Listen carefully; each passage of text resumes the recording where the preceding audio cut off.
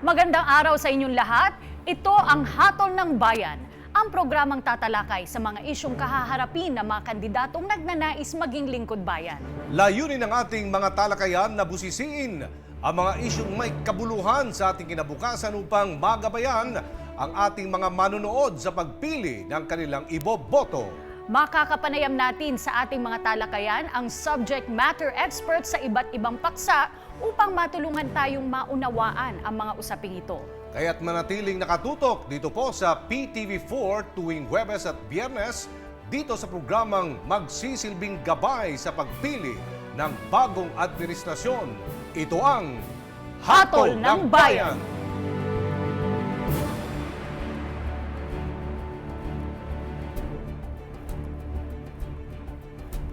Baka kasama natin ang dalawang eksperto sa larangan ng ekonomiya at development work. Narito po si Ginoong Filomeno Men Santa Ana. Si Ben ay coordinator ng Action for Economic Reforms o AER, isang civil society organization na naging responsable sa pagbubuo ng isang malawakang coalition na naniguro sa pagkakapasa ng Sin Tax Law, isa sa pinakamalaking reforma ng Pamalang Aquino.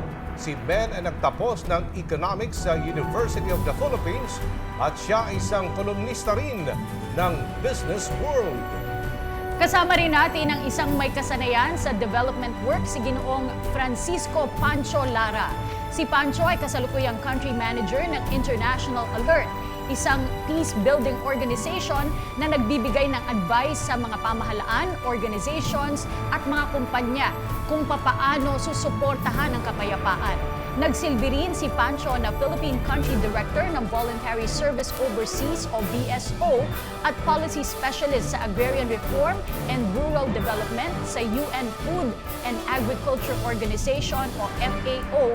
Sa pagbabalik po ng Hatol ng Bayan, tatalakay natin ang kung tawagin ay isyong pambituka o gut issues ng mamamayan. Tutok lang dito sa Hatol ng Bayan!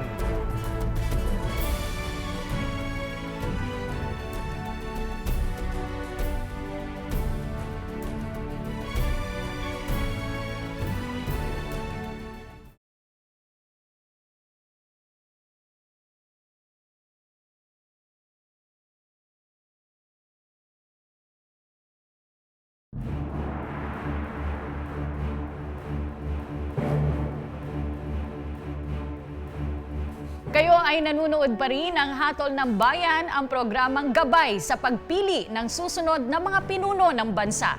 Kasama pa rin natin sina Ginoong Men Santa Ana ng Action for Economic Reforms at Ginoong Pancho Lara ng International Alert para pag-usapan ang mga kailangang programa sa ekonomiya ng ating bansa. Magandang araw po sa inyo. Magandang araw po. Unahin po natin, nasaan na po ba ang ating bansa pagdating sa ekonomiya, Ginoong Santa Ana? Sa kasalukuyan, masasabi natin na yung ating growth o pag-unlad sa ekonomiya ay mahusay. Katunayan, isa na ito sa mga nangunguna sa buong mundo. Ganun pa man, maraming hamon, marami pa rin mga problema tayong nakakaharap. At ang hamon talaga ay kung paano natin masusustain na yung ating economic growth. Pancho, may tanong ko lang. Sabi ng ilang mga ekonomista ay napakagandang magnegosyo ngayong taon dito sa Pilipinas. Pero may mga external factors na kinukonsider. Isa na dyan yung, sa pag-e-export, yung mga kakulangan ng ating mga infrastructure. Ano po ang tingin nyo tungkol dyan?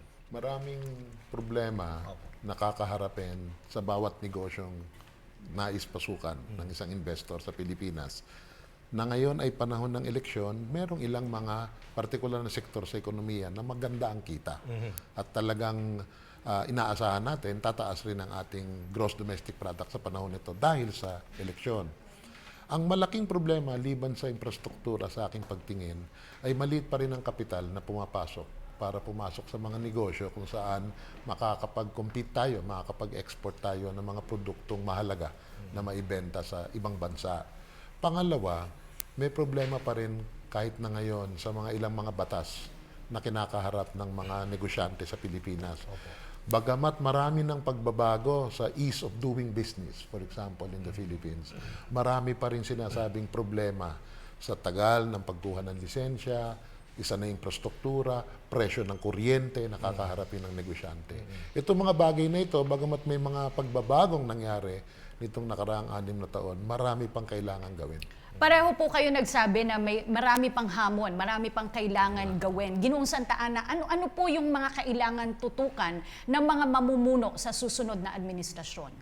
Yung isang approach na ginagamit ngayon ng mga ekonomista at development planners ay yung tinatawag na diagnostics approach. Ibig sabihin, tingnan yung iba't ibang mga problema, pero ang pinaka-importante, matukoy at ma-focus dun sa mga pinakamalaking problema o yung mga problema na kung hindi natin tutugunan ay talagang makakasagka sa ating Ano po yun? pag-unlad. Ano Ang po tawag yung nga mga doon yung problema? binding constraint. No? Ibig sabihin, maraming constraints, maraming problema, pero meron yung tinatawag na binding. At isa na doon, nabanggit nyo na rin kanina, malaking problema talaga doon yung infrastructure. Isa sa mga binding constraints natin ngayon. At gusto ko talagang bigyan ng pansin yon sapagkat kung hindi ma-address lalo na ng susunod na administrasyon, ito talaga ang makakabara sa patuloy na pag-unlad ng ekonomiya natin. Pero ito po yung isa sa mga sinasabi ng kasalukuyang administrasyon na kanilang tinutukan, yung pagpapagawa ng infrastruktura. Are we not spending enough, Mr. Lara? I think that there will always be a deficit in infrastructure because we were so left behind. Matagal na panahon tayo talagang hindi nagpasok ng kapital diyan sa sektor na iyan. Kaya halimbawa, bigyan na lang kita ng halimbawa, sa karamihan ng infrastrukturang malalaki ngayon ay nakasentro sa mga lungsod. Hindi lamang sa Metro Manila, pero pati sa mga pangalawa, pangatlong lungsod ng ating bansa. Pero yung mga infrastrukturang kailangan, halimbawa sa agrikultura, ang laking pagkukulang dyan. Infrastrukturang kaugnay ng patubig, infrastruktura kaugnay ng kuryente na kailangan buuin sa kanayunan. Yung mga bagay na yon kailangan ng higit pang kapital. Mas malaki pang puhunan ang dapat ipasok doon. Yung mga barriers din, sinasabi nila, panahon na bang i-amend natin ang ilang probisyon natin sa Aligang Batas, dito sa economic provision? Meron tayong constitutional equity, 60-40. Sinasabi nila na pwede ding bumili ng mga real estate, mga foreign companies or mga foreigners sa Pilipinas upang sa mga korporasyon. Babaan din ang taxes natin sa mga korporasyon, maging sa mga empleyado ng gobyerno at maging sa pribado. Sa tingin nyo, ano pong magandang pananaw tungkol dyan sa isyong yan, sir? Maraming nagbibigay ng mga proposals ngayon at okay lang naman talaga na pagdebatihan natin yan, pag-aralan natin yan. Ako naman, ang gusto ko talagang maging approach, mag-focus tayo doon sa yung binabanggit ko ang binding constraint. Kaya ang tanong, ano talaga yung binding constraint? Kung halimbawa, sang-ayon tayo, infrastructure yung problema. Ang problema ba sa infrastructure, bunga ng dahil doon sa foreign ownership?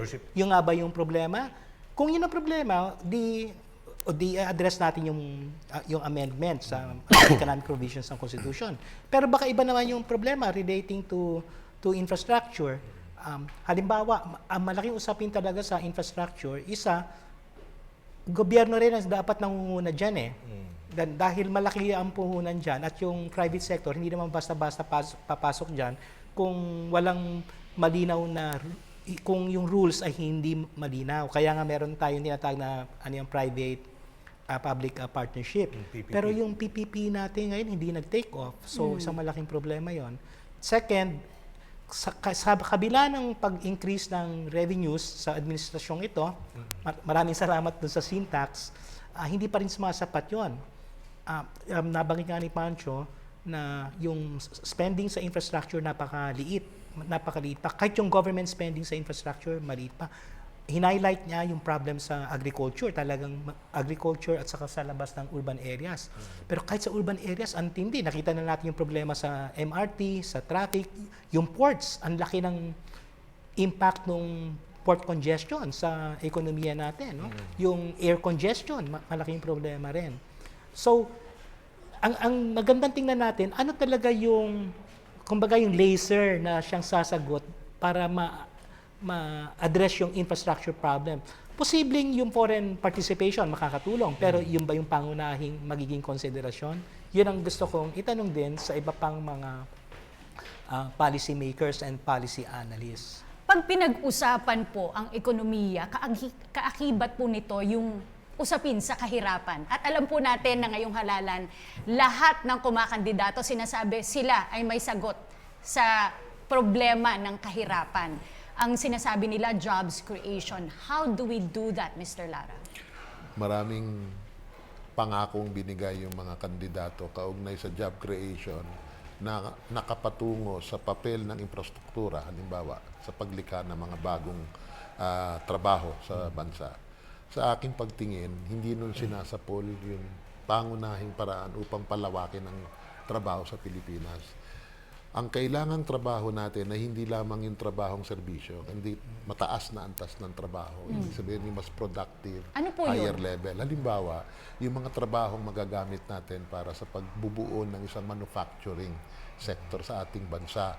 Isang trabaho na makapagpapaunlad tayo sa ating mga kaalaman sa computer industry at sa internet, halimbawa. Diyan naman, nakalala mga maraming Pilipino. Ang problema, nagpupunta pa sa ibang bansa upang doon gamitin yung kanilang talino para sa ganong klase ng mga trabaho. Gusto ko sana nga idagdag sa sinabi ni Men, isang malaking strategiya rin kasi yung tinatawag na industrial policy. Matagal na panahon, naging hollow o walang laman yung ating industriya. Kaya puro tayo serbisyo. Samantala ngayon, ibang bansa pumapasok sa manufacturing. Ngayon nga yung Davos nitong taon na ito, ang kanilang slogan, the Fourth Industrial Revolution. Samantalang tayo, wala na tayong industry. Yun lamang ang magbibigay ng trabahong sustainable. Ibig sabihin, patuloy na uunlad. May mga bansa, iniiwan na yung ibang trabaho dahil gusto na nilang pumasok sa mas mataas na antas. Halimbawa, ang India, gusto na nilang iniiwanan yung call center industry. Sige, sa inyo na yan, Pilipinas. Sa inyo na yan, Bangladesh. Kami pupunta na kami sa higher level ng knowledge products. Doon na namin ite-train yung aming mga kabataan at yun na yung mga hanap buhay na gagawin namin para sa kanila. Pero ito po, yung industrialization, can it come from within? Filipino companies ba ang dapat gumawa nito o kailangan pa nating humikayat na naman ng mga banyagang kumpanya na mag-invest dito? Magiging kombinasyon yan ng sariling pamumuhunan ng mga negosyanteng Pilipino. Subalit hindi rin natin dapat talikdan yung dayuhang pamumuhunan sa ating Pilipinas, ay sa ating bansa. Sa makatuwid, hindi mali sa aking pagtingin na hikayatin natin pumasok ang foreign investors sa ating bansa at mahalaga yung papel na gagampanan nila sa pagpasok ng kapital. Bakit? Meron rin silang maipapasok kasi pag pumasok sila rito, hindi lang naman kapital, kung hindi teknolohiya rin na malaki maitutulong sa ating bansa. Pero naumpisa na po ng ating pamahalaan, ito pong pagpapalaganapan ng inclusive growth, no? Sa pamumuhunan sa health, sa human capacity, at sa mga MSMEs. Hindi pa ba sapat sa tingin ninyo, sir, na magampanan natin, na magiging competitive tayo, hindi lang dito sa ating bansa, kundi sa ibang, maging sa buong mundo? Men. Isang remark ng sabi natin ng sa kalye, no? At may punto naman ito. Malaki ang ginagawa natin sa edukasyon, malaki ang ginagawa natin sa kalusugan. Pero kung wala pa ring trabaho, binibigyan mo ng skills yung mga tao, pero kung wala doon yung trabaho, wala rin. Katunayan ngayon, marami rin sa mga unemployed, yung mga tinatawag na unemployed, marami sa kanila highly educated, highly skilled. Ang katunayan, yung mga mahirap, mapipwersa silang magtrabaho dahil kailangan nila magtrabaho. Problema, yung trabahong nakukuha nila ay hindi, yung binanggit nga ni Pancho, hindi quality jobs. Diba? Yung wala silang mga benepisyo, mababa ang sahod, below minimum wage, minsan free labor pa. So, hindi sasapat lang yung pag-provide ng education, pag-provide ng health. Kailangan talaga ma-create ang isang environment din para lumawak yung industriya natin, yung agrikultura, i-link up yung industriya at agrikultura para makapaglikha ng mga trabaho. Pagdenegosyo din sa mga MSMEs natin, no? Tama rin yun. Micro, Yung small, medium, paano rin enterprise. i-create yung environment para ma-stimulate yung investments.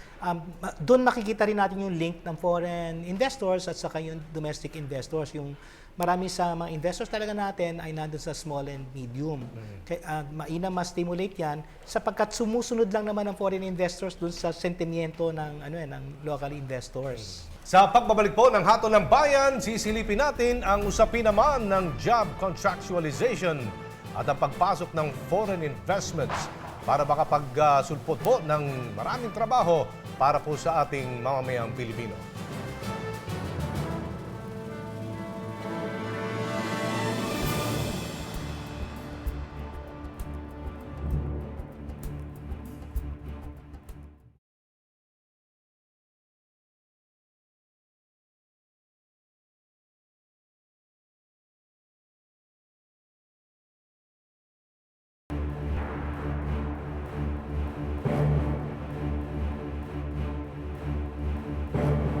Ang hinihiling ko lang po sana ay mabigyan kami ng tamang pamamaraan sa paghahanap buhay. At sana po naman kung sino man po yung mananalo sa susunod na halalang ito sa parang pagka-presidente, sana po naman mas malaki ang iangat ng ating bansa. Ito pa rin po ang Hatol ng Bayan kasama ang ating mga panauhin, sina Ginoong Men Santa Ana at Ginoong Pancho Lara. Kanina ay pag-usapan na natin kaunti yung patungkol sa jobs creation and pati rin yung lagay ng ekonomiya.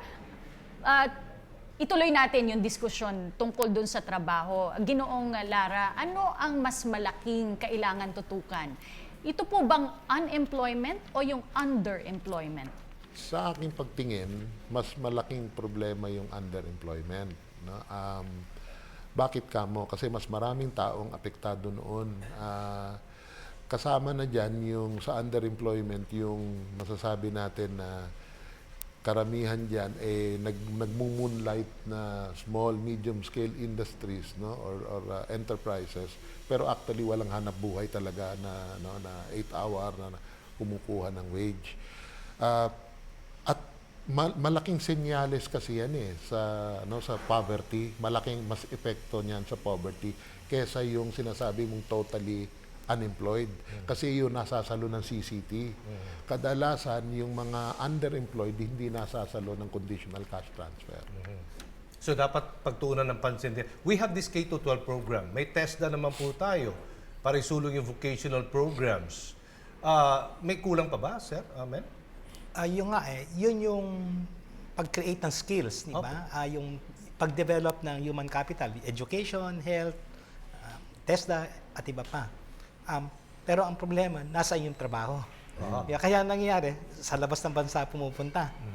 Noon.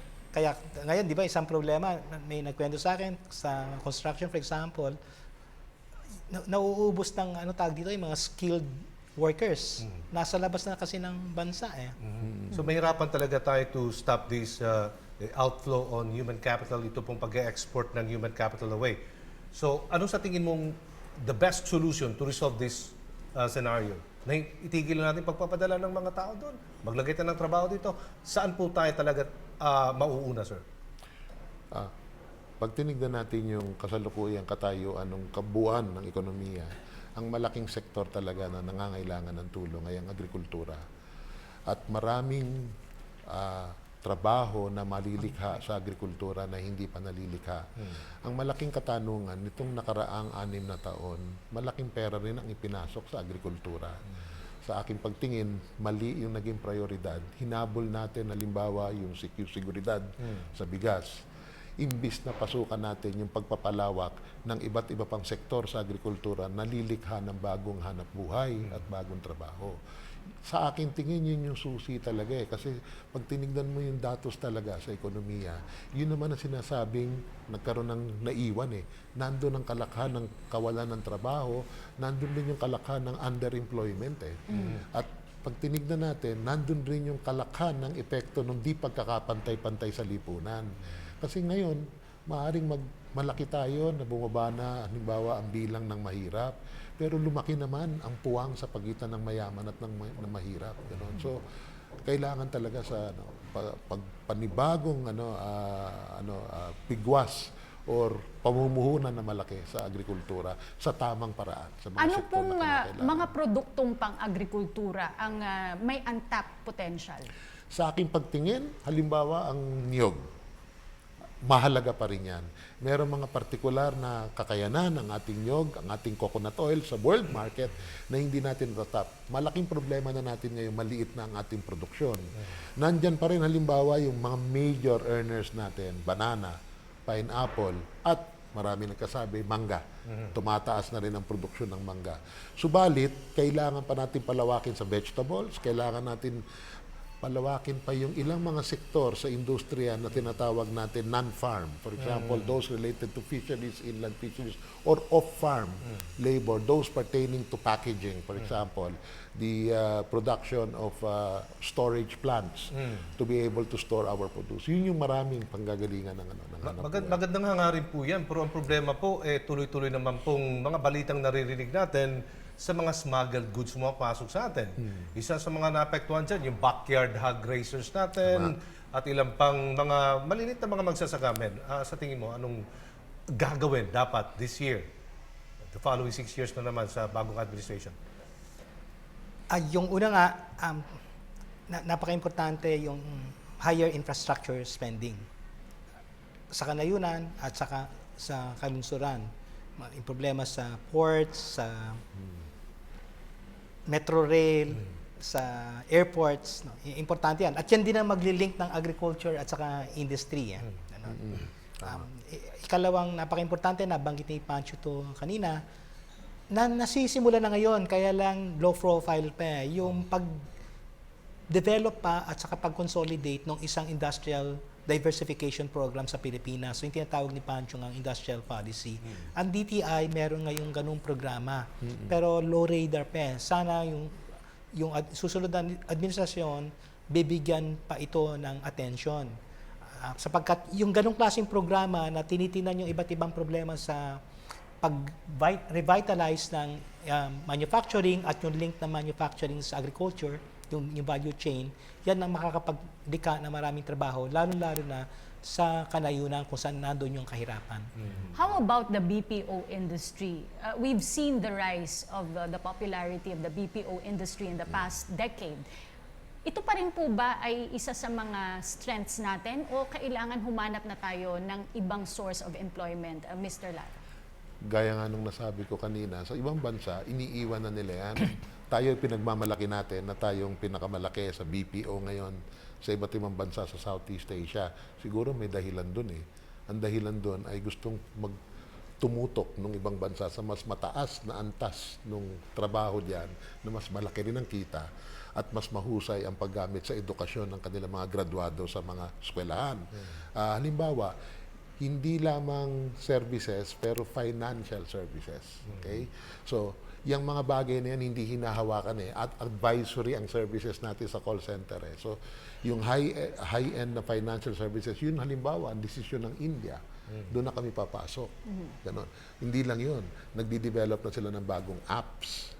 Sige, sa inyo na yung BPO, amin na yung apps. The production of apps. Yun yung sa aking pagtingin na So kailangan we need natin to pasukin. evolve. Yes, dahil meron tayong kakayanan eh. Alam nyo bang yung inventor ng love bug virus ay nagtatrabaho na sa Silicon Valley? Yung couple of years ago na di ba, inano pa yon na naging sikat na na usapin. Gumawa tayo ng virus na kumalat. Graduate siya ng, if I'm not mistaken, AMA or STI, no? Those two, Pero now, he's working there, no?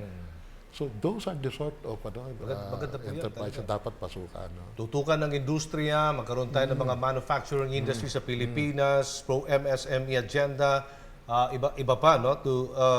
Para paigtingin pang supply chain natin and to address barriers.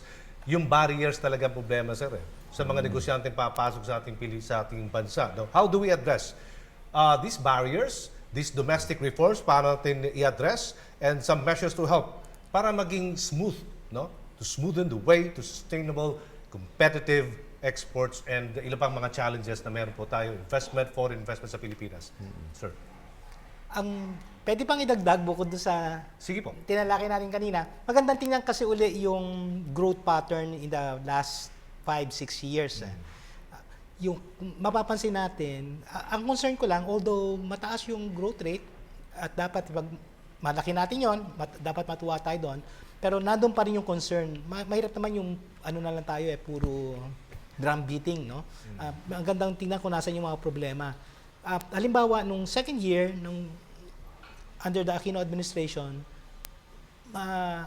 medyo malalim yung pag-dip ng growth rate from 7.6, hindi ko na maalala yung exact number, no? Pero yung first year, bunga nga ng pagkapanalo ni Pinoy, very legitimate yung pagkapanalo niya, kaya nagkaroon ng pagkakaisa ang buong bansa, mataas ang investor sentiment, kaya sumipa yung growth rate natin. Pero yung second year, bumaba sa 3.1 yata from 7.6. Malaki yung dip na yun. Ano nangyari doon?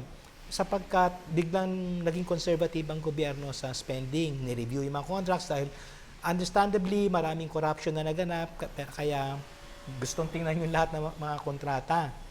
Pero naka-apekto yon sa mga proyekto, including yung sa infrastructure. Hindi nakatulong sa growth yon. So yun ang isang lesson doon na kahit sa mga contracts, although totoo may mga problema sa contracts, hindi naman dapat maging blanket ang ang approach na para magiging cautious sa lahat ng contracts.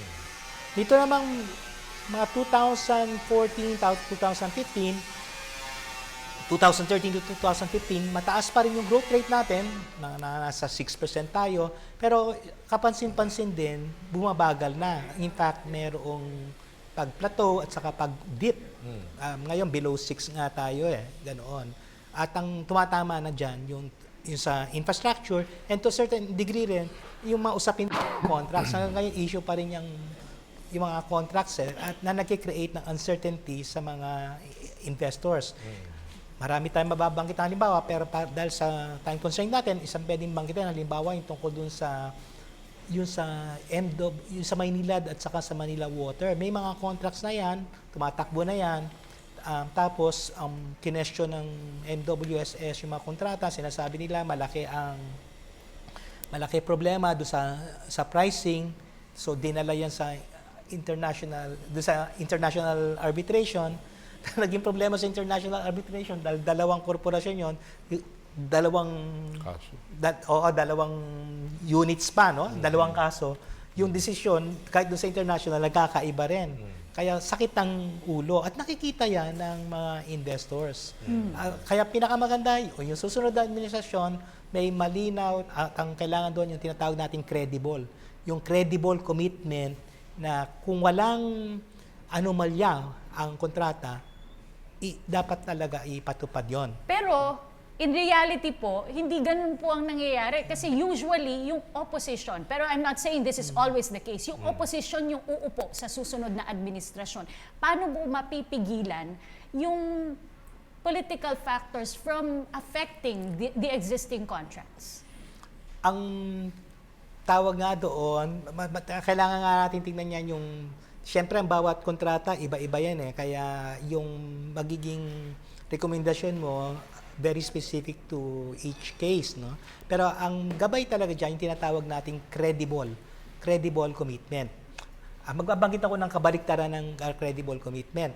Halimbawa, yung sabi natin tungkol sa MRT, ang pangako ay magpapasagasa ako kung wala mangyari, diba? Hindi yung credible, diba? Yun ang binabanggit ko, kailangan isang credible commitment na yung isang bagay talagang magagawa. Okay. Yes, sir. Hindi ko alam kung makakatulong siguro, no? Pero sa ibang bansa kasi, sa simula ng mga kontratang malalaki, ipinapasok ang oposisyon sa pag-uusap. Sa simulat sa poll, kinakausap na sila. Ibig sabihin, hindi tuwirang tanggal sila sa usapan kahit na hindi kawang, if you're the party out of power, meron ka pa rin isang kinatawan na kasama sa pag-oversight ng mga partikular na kontrata. At hindi maaalis therefore na kahit sila may buy-in do sa kontratang yun. Ang nangyayari kasi, karamihan ng mga kontratang kontrobersyal ay yung mga na-lock in, excluded talaga yung kabila eh. In fact, itinago nga yung mga detalye ng kontrata. So just by implementing the rules on transparency, just by sinasabi ni Men, no, being very credible and very accountable dun sa iyong pag-manage ng bidding process, etc., you can solve half of these problems, no, nang hindi aabot sa inabot Yun na sa nga, may problema tayo sa proseso ng bidding, may procurement, Tama. napakahabang bureaucratic red tape, Correct. everything dapat pagtunan din ng pansin ng susunod na administrasyon. Samantala, kami po ay babalik, magpapatuloy po natin. Ito pong napaka-interesanteng talakayan sa pagbabalik po yan ng Hatol ng Bayan.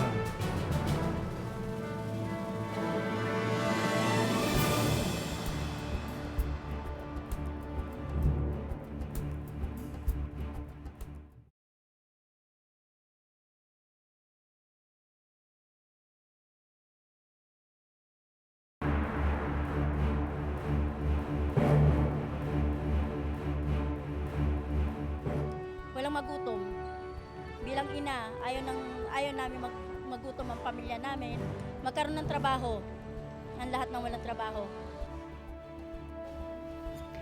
Kayo po'y nanonood pa rin ng Hatol ng Bayan, ang programang gagabay sa pagpili ng mga susunod na pinuno ng bansa. Kanina ay natalakay natin yung GDP, pero para po sa aming mga hindi ekonomista, ano po bang epekto nito sa amin, Mr. Santa Ana?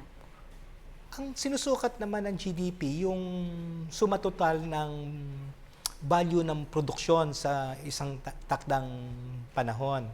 Kaya kapag lumalaki yung produksyon natin, magandang indikasyon yun na umuunlad yung ekonomiya. Pero siyempre, hindi naman sinasagot ng GDP kung paano na nababahagi yung gains from the growth.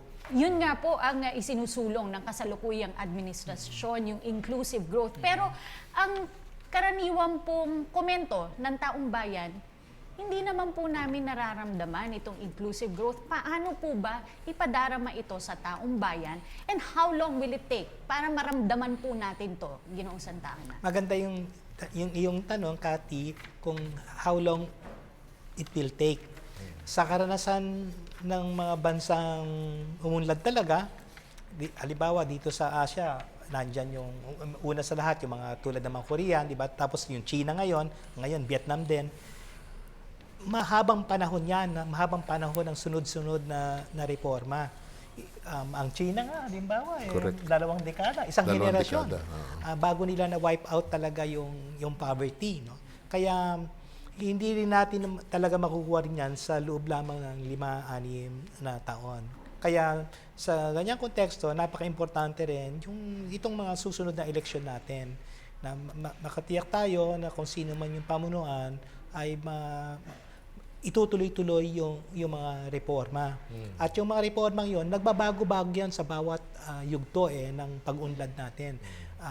Tulad nung sabi natin, ang 2010, ang talagang problema noon, kaya nga at na-capture ni Pinoy yung sentimiento ng tao, di ba? Yung kung walang kurap, walang mahirap. Ngayon, pwedeng nag-iiba na yung binabanggit nating problema pa rin yung usapin ng corruption, pero ngayon mas may mga iba pang tumitingkad na mga problema, diba? Tulad yung napag-usapan natin ngayon, yung tungkol sa infrastructure, yung quality ng trabaho. So mas maiging ipagpapatuloy natin CCT program, Pantawid Pamilyang Pilipino program bilang indicator ng GDP, Standard of Living, sir? Yung CCT, ang ina-address talaga naman noon yung poverty, yung kahirapan at pangmatagalan yon dahil ang natutulungan talaga nila, bukod may pantawid, yung para rin sa kabataan, yung kanilang edukasyon, yung kanilang kalusugan. Pero hindi sasapat yon para tugunan yung problema halimbawa sa paglikha ng trabaho. So it's more of an anti-poverty strategy. Pero kailangan din natin ng isang growth strategy. At ang CCT hindi isang growth strategy, no? Isang growth strategy anchored on job creation. At gusto ko idagdag, yung CCT kasi, ang lumalabas ngayon, kahit na malaki na ang naabot, no? Sa kasalukuyan, 4.4 million. Kaya sinasabi nila, ito na raw yung pinakamalaking CCT program sa buong mundo. Ginagawa rin yan sa Brazil at ibang Yes. bansa, no? Pero ang liit pa rin nun kung ikukumpara sa buong bilang ng mga mahirap sa ating bansa. Kasi merong mahirap na hindi pumapasa doon sa means testing na ginagamit sa CCT. Kaya sila ay nalalaglag. Yung sinasabi natin, halimbawa, kung gusto mong tirahin yung 7% na walang empleyo, yun. Pero paano naman yung tao na gustong paliitin yung distansya nila, halimbawa, sa pagiging maalwan at pagiging mahirap? Hindi naaabot yun eh. Ganun. Kaya kailangan pampalawakin mismo yung CCT program. Malaking kontribusyon niya sa totoo, kasi pag tinignan mo yung mga tinatanong ng mga tao, yung mga survey, sinasabi nila ang laki ng naitulong sa kanila. Pero pag tinignan mo yung actual na sagot nila, ang actual na tuwirang ganansya nandun sa edukasyon at sa kalusugan. Hindi sa income poverty, kung hindi sa kontribusyon sa pagpapaaral sa susunod na henerasyon. Kaya ang magiging epekto sa tingin ko ng CCT, mas long-term yung intergenerational na tinatawag na transmission ng human capital, both in education and health. Yun ang dahilan kung bakit kinabit na rin nila. Di ba dati ang CCT, elementary lang, ngayon dinagdag na ang high school. Kasi nakita nila, pag hindi mo dinikit sa high school, yung mga bata, pagtapos ng CCT, elementary, hindi na mag-high school, ganun rin. Kaya ang the impact will most likely be nandun sa mga sektor na yun, sa edukasyon, sa kalusugan, at yun yung magtutulak ng kawalan ng kahirapan. So are you saying, sir, na kailangan dagdagan pa natin yung mga benepisyaryo o ibahin lang yung mga panuntunan? Merong mga kailangang ibahing panuntunan. Halimbawa, may mga sektor na maaaring ipasok sa CCT or ibang programang hindi nesesaryang tawaging CCT pero dapat tumatakbo in parallel with the CCT. Yung sinasabi ni Men, anong growth strategy mo? Ano yung livelihood strategy mo? Kailangan ng kapital ng mga magsasaka. Wala na yan eh. Tinanggal lahat niyan ng mga nakaraang pamahalaan. Anong gagawin mo para sa infrastruktura? Ganon. Kailangan may parallel na programa na hindi lamang ito. Ganito kasi ano eh. Kung ito ang poverty line, sabihin natin, tinatawag na linya, lahat ng mga nasa ilalim ng linyang ito ay mahirap. Yung sinasabi mong anti-poverty, gusto mo silang itaas eh, di ba? Pero dito sa mga mahihirap na nasa ilalim ng linya, meron dito malapit na eh, sa linya, merong nasa ilalim. Ang tinitira ng CCT yung talaga nandito eh. Hindi yung mga malapit na. Nasaan ang programa para rito na itulak sila sa taas? So, the issue is distance to the line rather than people below the line. Par proportion, Parang ganoon ang kailangan therefore ay tulungan yung yung iba pang masasabi nating mahirap para sila ay maalwan. At by the way, alalahanin natin, ang definition ng poverty sa kasalukuyan ay hindi na lamang income. Ano Meron po? ng gender poverty na tinatawag. Merong poverty because you are a person with disability. Merong poverty because your ethnic group is excluded from society. Ganun na ngayon. Yun yung mga lumabas dun sa mga magagandang pag-aaral na ginawa ng social weather station eh. Yung Self-rated poverty. Kasi you find out na yung mga tao pala, kahit taasan mo ang income nila, ang tingin nila, they're worse off. Pero mas malaking Mga role ganong ang gagampanan dapat ng hindi lang ng national government kundi pati yung local government units, sir, Tama. di ba? Mahal Meron ka. silang tinatawag na bottom-up budgeting. Ibig sabihin nun, identify mo stakeholders ngayon doon sa mga lokal na pamahalaan and they will be the one, no? Ito pong dapat natin gawin sa pera. Sila yung mag-i-implement, mag-identify, tutulungan ng gobyerno, ibubuhos ngayon ng pera ngayon doon kung saan sila pwede. Halimbawa, may mga 60 years old na walang trabaho, pwede palang gumawa na kung anong mga pamumuhay, no? Antas na pamumuhay. Sir, sa tingin nyo, okay ba yung BUB, yung mga programa ng gobyerno ngayon, sir? Yung mga reformang sinapatupad lalo na ng Department of Budget and Management tulad ng Bottom-up budgeting, yung transparency, lalo na yung open government, dapat ituloy-tuloy ito. Yan ang isang sa mga pinakamalaking gains ng natin. gobyerno. Oo, at ang gusto natin, mas malawak ang maging saklaw. Sinimulan yan ng Department of Budget and Management.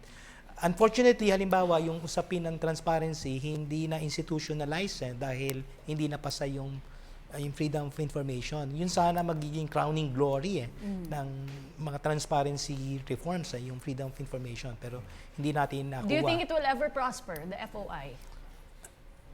Depende siguro kung sino yung magiging yung susunod na administrasyon, dahil alam din naman natin maraming politiko ayaw yan dahil nga makukuha yung information tungkol sa alam na natin, no? Kaya mabigat na laban yan. Ang kailangan yung isang pamunuan na meron talagang will na ipasa yan. Isa Pero pa magandang rin po- starting point na yung ginawa ng DBM ngayon, yung Open Government Program. Isa pa rin pong issue ngayon na kinakaharap natin, and I think this will have a big effect on the economy, yung anti-money laundering. Meron pong malaking amount, no, $81 million na ilaunder patungo dito sa Pilipinas. What should the government do? Because this will have a big effect on how the international community will view the Philippines. Mr. Lara. Ako sa aking pagtingin, walang ibang choice dyan kung hindi baguhin yung batas, palakasin yung mga restrictions to sa anti-money laundering, mga sektor na hindi sinasakop na dapat ipasok, na sa ating, dito sa particular na kasong kinaharap natin, nakita natin, nagkaroon ng malaking papel kung paano nangyari yung ganong klase ng problema. Pangalawa, tandaan natin yung illicit capital flows na sinasabi natin, kung isa yung money laundering, na ay hindi lang problema ng Pilipinas, problema yan ng ibang bansa. At sinusukat ang bawat bansa diyan sa kanilang implementasyon ng mga batas diyan. Kaya kung naghahanap tayo ng isang potential na external shock sa susunod na taon, maaring yung magiging epekto kung pinagmamasdan ng buong mundo ang Pilipinas ngayon, kung paano niya hahawakan, paano niya i-manage itong crisis na ito, na ibinungan itong insidente na ito. Dapat ba may makulong dyan? Sa aking pagtingin, mas mabuti kung may maikulong. Pero ang mas mahalaga sa aking pag-unawa, alam mo yung kasabihan na sometimes it is not the crime pero it is how you hide the crime that actually matters, di ba? Mas yun yung nagagalit ang tao Kaya sa aking pagtingin, dapat buksan yung buong investigasyon na yan. Hindi pwedeng isarado yan. Hindi pwedeng merong mapribilehiyo dyan o hindi mananagot sa usapin na yan. So it's more how I think, paano natin hahawakin, mapakita sa buong mundo na ito'y open. Ina-admit natin, i-open natin yung buong proseso ng pag-investigasyon nito. So dapat walang executive session. Sa aking pagtingin, yung executive session, maaring isang bahagi lang pero hindi dapat maiwan doon ng impormasyon. Dapat lumabas yan. So we have to amend the law, itong AMLA. Tingnan natin yung pag-raise ng red flag sa lahat ng mga 500,000 pesos above na deposit. Kasi doon na ang tala, sir. Ilang araw bago talagang na-detect ka agad, kaya lang nakalusot pa rin yung pera. Then you have to ask pa freeze order from the Court of Appeal. Ang habang proseso. So sa tingin mo, mas maigi, i-amend natin yung batas, ora mismo, immediately, i-freeze natin yung pera para sa ganon, it will take precedence sa lahat ng mga susunod pang ganitong klaseng mga irregularidad na makakasama talaga sa ating ekonomiya.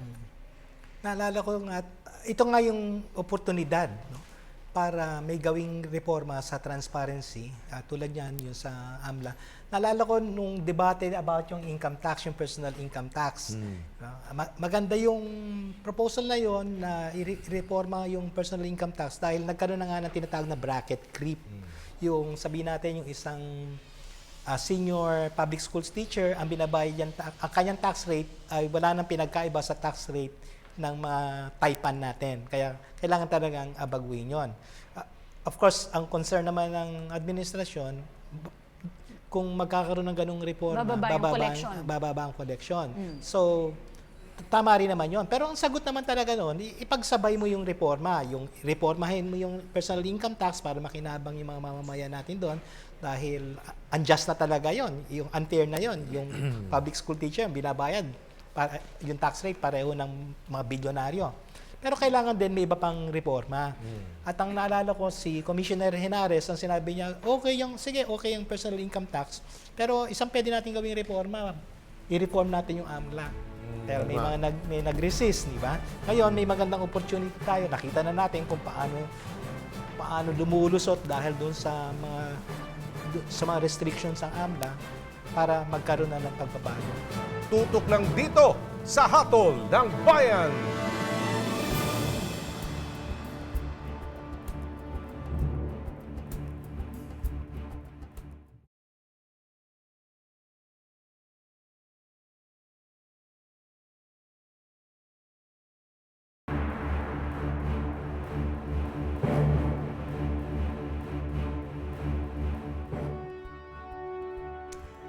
Ito pa rin po ang Hatol ng Bayan, ang programang gagabay sa ating pagpili ng mga bagong pinuno ng bansa. Kasama natin sina Ginoong Men Santa Ana at Ginoong Pancho Lara. Kanina ay medyo natalakay na natin yung mga tinatawag na gut issues, yung airport, seaport, ease of doing business, cost of doing business. Isa rin sa issue ngayon yung connectivity. Moderno na po ang ating teknolohiya at isa po ang Pilipinas. Pangalawa po tayo sa may pinakamabagal na internet connection sa Asia. How is this affecting business and the economy, Mr. Santa Ana? Tulad na nabanggit mo, ang laki ng epekto noong communication, lalo na sa isang modern economy. No? Ngayon, merong halimbawang gustong player na pumasok sa communication. Yes. Telstra. Pero umatras. At dahil alam nila yung laro dito, baka hindi nila makayanan. So, parte ng problema yan. Di ba? Ito nga yung tinatawag natin. Yung mga dating problema na kontrolado lang ng ilan ang ilang mga importanteng mga industriya. Ang good news naman ngayon, meron nang naitayong isang commission, yung competition competition commission, at na dapat protektahan ang mga consumers. Umasa tayo sana na ang commission nito gagawin yung trabaho para ipatupad talaga ang competition. Si Ginoong Balisacan ang siyang magiging tagapangulo ng commission nito. Very professional naman si Ginoong Balisacan. So, malaki magiging papel nito para i-address yung anti-competitive behavior. Meron naman may mga batas tayo dyan. Maliban po dyan, may anti-dummy law. Tutukan din natin yan, sir, kasi upang masiguro natin, nasusunod kung ano yung nasa saligang batas natin. May mga certain exceptions po yun. Public service, sa communications, na mga ganon, 60-40 dapat, sir. Aking pagtingin kasi, at dagdag na sinabi ni Cathy, no, kailangan talaga yung usapin ng internet speed, for example. Dapat talaga yung election issue talaga yan.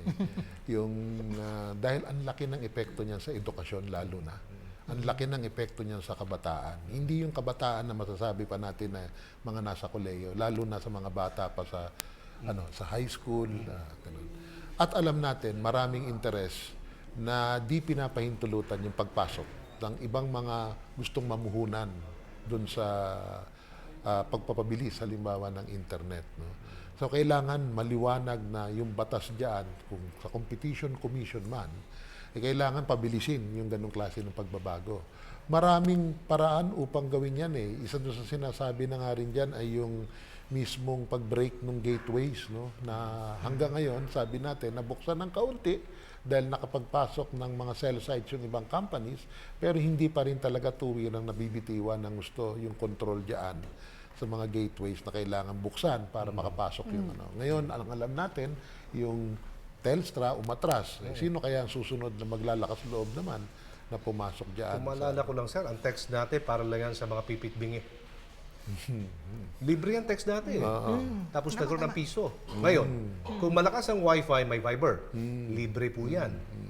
Sa tingin ko parang iniipit, sir . May mga ganun instances, mag-iisip ka talaga na, bakit kayo hindi lang magawa to? Kasi sa ibang bansa, kahit nasa labas ka ng edipisyo, naglalakad ka, makakagigilap ka kaagad ng mga wifi connections. Ang bilis ng communication.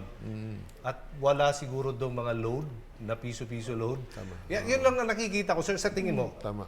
Di ba? Parang... Tama. Opo. Kaya nga't kailangan maging malaking usapin lalo na sa halalan na ito yaan. Hindi po ba ito apektado ng geographics natin? Kasi tayo po ay isang archipelago, pulo-pulo po tayo. Hindi po ba apektado to dahil hindi tayo isang solidong landmass? Sa aking pagtingin, hindi . Kasi yung teknolohiya ngayon umaasa na sa satellites . Ibig sabihin, kaya mo nang i-circumvent yung problema ng ating nung ating landmass. Ang malaking problema talaga ay monopolyo pa rin doon sa serbisyo Kailangan pa rin wasakin 'yon. At yung nga ang tungkulin dapat ng competition commission.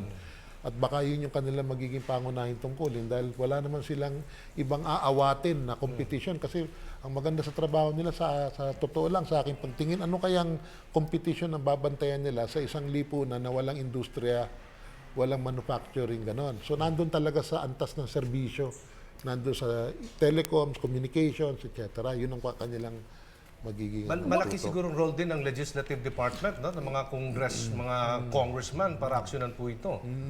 Ngayong eleksyon po, hindi maiwasan natin na yung mga donasyon mula sa mga korporasyon. Hindi po ba? One last question before we wrap up. Gaano kahalaga po ang magiging resulta ng darating na halalan sa ating ekonomiya? Will this have an effect on the economy, Mr. Santa Ana? Ang pinaka-importante, tiyakin natin na yung eleksyon ay magiging credible, malinis. Napaka-importante kasi yung legitimacy ng sino man yung mamumuno. Nakita natin ito noong 2010. Nung halal si Ginoong Aquino, agad-agad sumipa yung ekonomiya. Kung magkakaroon ng bahid ang eleksyong ito, masama rin sa ekonomiya natin. Tingnan, halimbawa natin ang nangyayari sa Thailand. Isang dahilan kung bakit naiiwan ng Thailand ngayon at umabante tayo, nagkaroon tayo ng political stability. Ang Thailand naman, nagkakaroon ng maraming problema bunga ng kudeta. Kaya napaka-importante yung outcome maging very credible. Alright. Napakayaman po ng ating talakayan ngayong araw na ito. Marami pong salamat sa ating mga panauhin na si Ginoong Santa Ana at Ginoong Lara. Pero, Aljo? Bago po tayo magtapos, maaari bang humingi ng final words mula po sa ating mga guests, Sir Men and Sir Pancho? Nasimulan din ang usapan natin doon sa ugnayan ng ekonomiya ngayon at yung sa eleksyon. Siguro ang gusto kong din sabihin dito, dahil importante yung eleksyong ito, ang ating pakinggan yung magbibigay ng yung credible commitment. Huwag tayo maniniwala lang sa mga pangako. Ang importante, how credible yung sasabihin ng mga kandidato. Naalala ko tuloy yung isang usapan natin, halimbawa sa transparency, isang malaking gain ng administrasyong ito. Pero hindi naman napasa yung freedom of information. At naalala ko yung sinabi ni Speaker Belmonte. Sabi niya, magpapakabitay siya kung hindi mapapasa yung FOI. Yon isang halimbawa ng hindi credible na commitment. Sino ba naman magpapakabitay, no? So, yun ang bantayan natin, yung mga pangako na hindi naman credible.